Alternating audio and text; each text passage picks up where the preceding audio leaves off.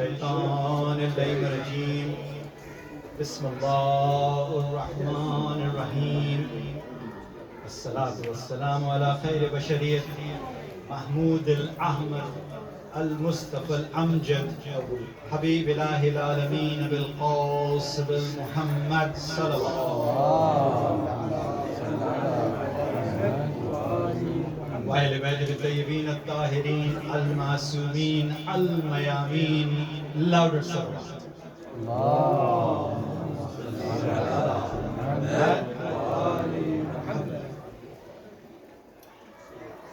Inshallah, today I will be looking into the occasion of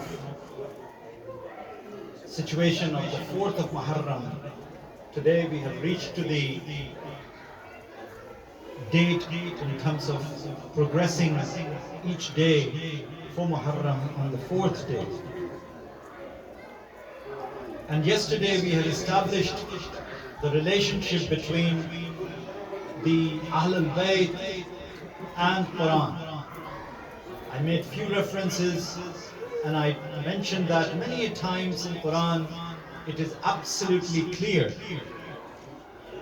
because people raise questions of what authority Imam Hussein had to declare that he is the one who is going to put the record straight for the grandson of Prophet Muhammad, who is the one who is going to be responsible for the affairs of the Muslim state, Muslim Ummah.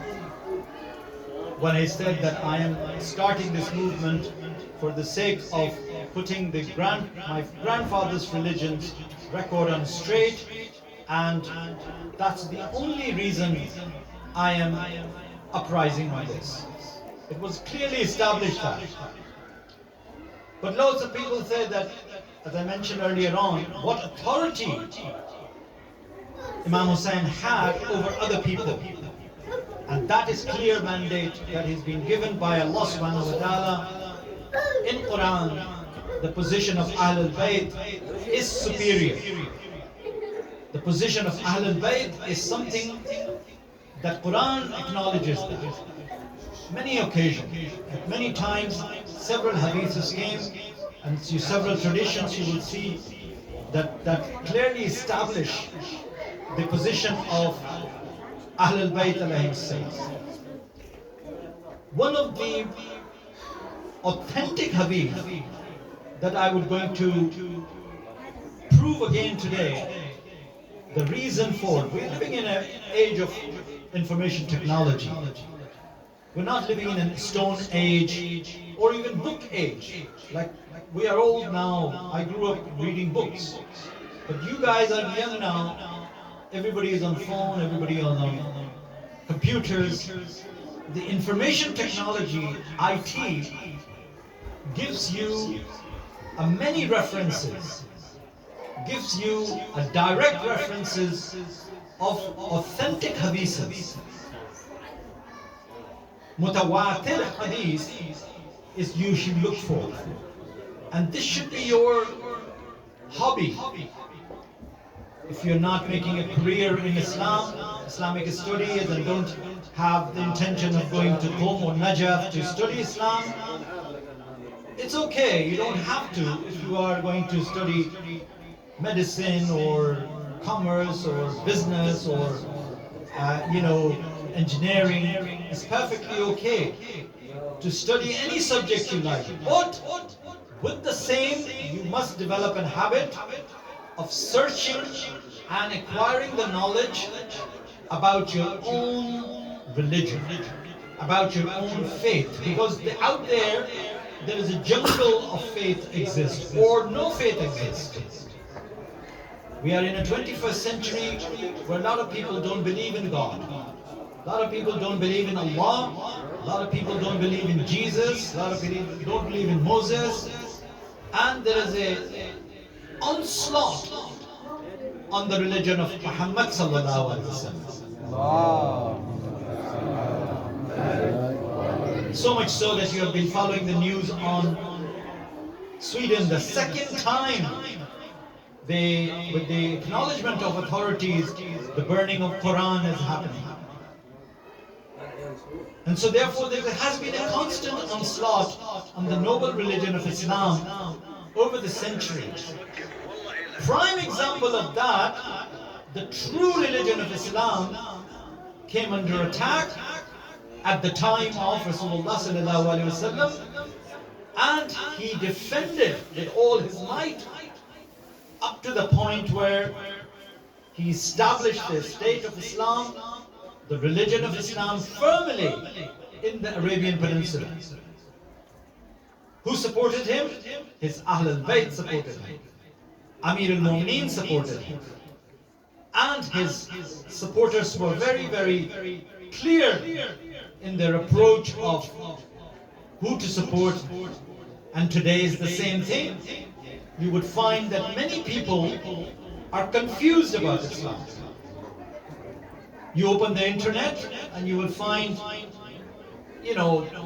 hundreds of sites talking about their version of Islam.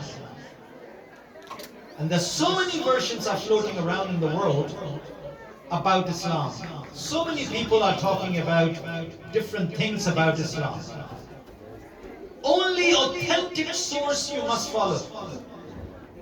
Only mutawatir hadiths you follow. Only Ahl al-Bayt sites you follow.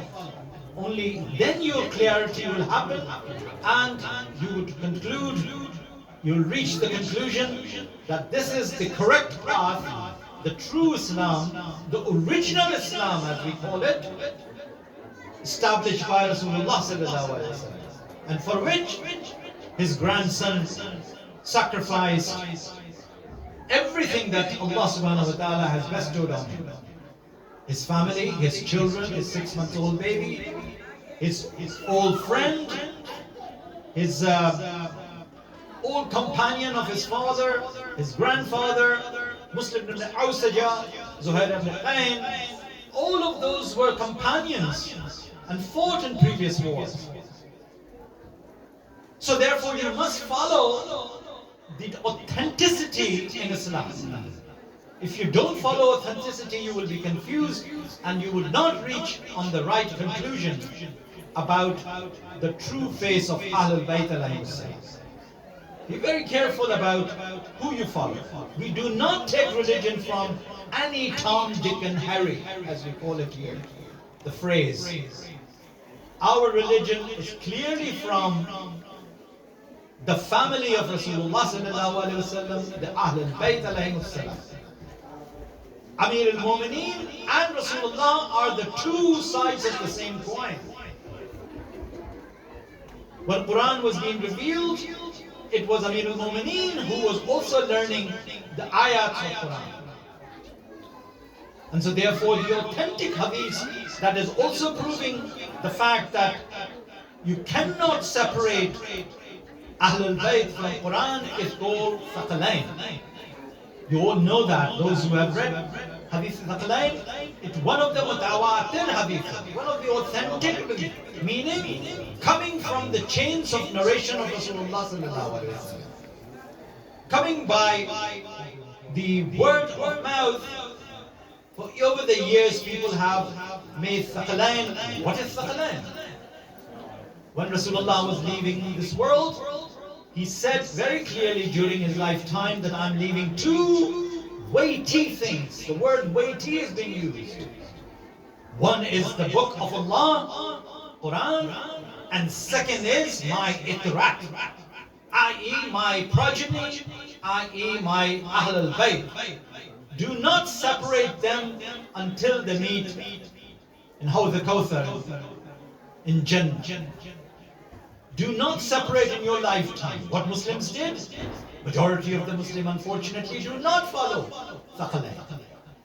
And it is Sahih Muslim who have authenticated that in his book. Many authentic books have acknowledged and completed this Thaqalain in their text. So it is as original as it can be, because it's a chain of narration. and mentioned in Sahih, Muslim Sahih, and all the other hadiths. You will find that if you Google it, www.alislam.org, you will find the interpretation of Thaqalain very clearly mentioned. Just type Thaqalain, Wikipedia is there. So Thaqalain is proof of that superiority of Ahlul Bayt, and the relationship of Ahlul Bayt with Quran is absolutely inseparable. You cannot separate Ahlul Bayt from Quran and Quran from Ahlul Bayt. Our brother Sunnah says that no, Quran is kafi. We don't need Ahlul Bayt. They are absolutely 100%, 100,000% wrong. Those who realize, they come to the door of Ahlul Bayt. Those who do accept the fact it is authentic hadith, it is mutawatir as hadith, they come to the door of Ahlul Bayt and accept that. Therefore, in this month of Muharram, when we talk about Imam Hussain, when we talk about the story of the Karbala, we remake the connection of relationship between Ahlul Bayt, which give them authority over other Muslims, other people, to the situation that had occurred. Yesterday we talked about an individual who realized, who was a very, in heart and heart, respected the mother of Imam Hussain, Fatima al-Zahra salamullah alayha. His name was Hur ibn Ri'ahim, salam alayhi. Salawat.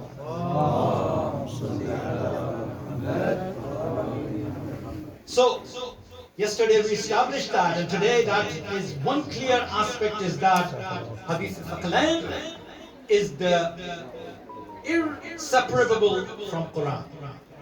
Two weighty things Rasulullah has said. I'm leaving behind, one is my book, Quran al-Kareem, and my itrat, Ahlul Bayt alayhi salam. Do not separate them. Therefore, in the light of Thaqalain, all the actions that happened leading up to the situation of Karbala, you will see that it all makes sense. That it was the Imam Hussein's movement and uprising that was required to establish the authenticity of the religion of his grandfather. It was him who stood. It was on his shoulder the responsibility to establish the wrongdoings, what was happening around him. And that is the clear message of Muharram and the message of Imam Hussain, that you would clearly say that the authenticity of Ahlul Bayt alayhimus salam is proven in Thaqalain, proven in other parts of Quran, when Quran clearly talk about the superiority and the relationship between Allah subhanahu wa ta'ala and Ahlul Bayt alayhimus salam. So this is the situation. Talking about yesterday's and connecting today and finishing on another incident that happened, was that when Hur realized that now he was in the middle of that situation. He was neither here nor there, in the sense that of course he was employed by Ubaydullah ibn Ziyad with a 1,000 army member on soldiers and on horses, approached Imam Hussain from the distance. Imam Hussain saw that and he said to Abul Fadl Abbas, just go and check it, who is becoming? He said, there seems to be a lashkar is coming, there is an army is coming towards us. He said, okay, check it, who are they? Seems to be their horses are thirsty, these people are haggard. He said, yes, they are, but this is an army of Hur. And when they came, they have been respected and they have been welcomed by Imam Hussain alayhi salam. So his position has been very, very dicey, in a situation that he said, okay, as long as I can stop Hussain from going to Kufa, here in Karbala, the war will not happen. And then he went back to Ubaydullah ibn Ziyad, and there was a lot of discussion going on between 2nd of Muharram until the 9th of Muharram, that you would find that all of those conversations, the dialogue, the meeting, back and forth, was that Hur was trying to establish it's not possible to declare war on Hussein. But when he came to know the conclusion, finally when he asked Ubaydullah ibn Ziyad that is true, and he said, yes, all we want, we no negotiation, we want bayat or else the war. And so therefore at that time, his heart was being on a hard on a rock place, as they call it. He switched alliances there and there. Time of Salah came, he came to Imam Hussein and they prayed. Imam Hussein said, you can't pray there, we can pray here. He said, no, Ya Rasulullah, how can I? I'll pray behind you. So he prayed behind Imam Hussein. And therefore, her position was being, at that time, absolutely clear that he is not going to be part of the Ubaydullah ibn Ziyad's army, and he switched. And when it's been confirmed that war is going to happen, Imam Hussein realized that that is the reality. He wrote a letter to his childhood friend, Habib ibn Mazahir.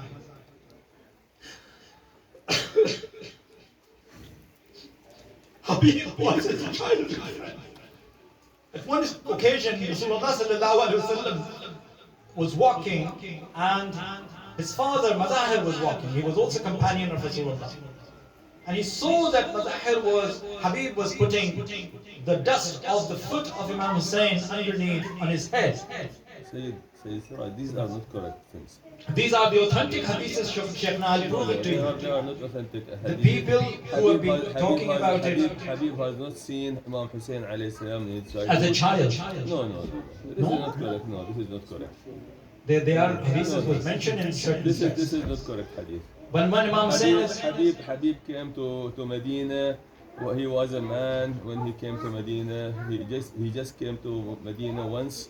Okay, he didn't come and he didn't live in Medina. He was not a child at that time. He was a youth. So he was not a companion. He was not a child of his friend, Imam Hussein's friend. No. So all those hadiths has been documented. So this is the situation. These are stories. Okay. So this is Salli ala Muhammad wa ali Muhammad. As I said earlier on, even in Karbala, story of Karbala, and I'm grateful for Sheikh to correct me. A lot of stories been talked about in the internet and the hadiths, books of hadiths, where they actually talk about it. You have to make sure that you consult with people.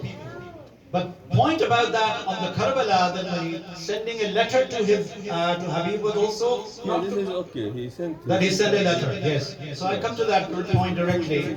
He sent a letter to Habib to come to help him. Habib came and he reached Karbala. And the letter came with the messenger, and the messenger said that, yes, I have seen this letter. Hussein is calling you in Karbala.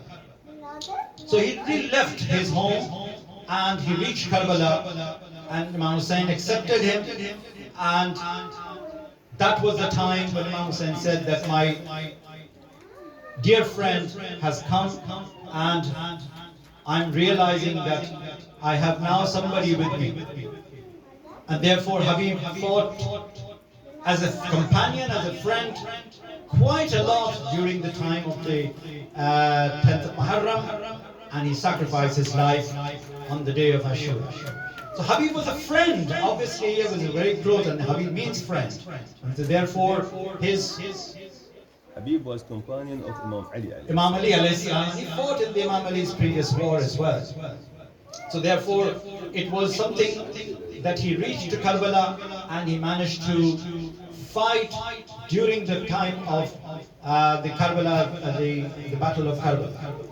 So it's one of those companions in a sense that, like Wahab Kalbi and many people, before the family of Imam Hussein has actually sacrificed themselves, it was the companion and friends who sacrificed. So many people have sacrificed, all the people, companions, and finally his family has sacrificed. And if nobody is left, Imam Hussein offered himself.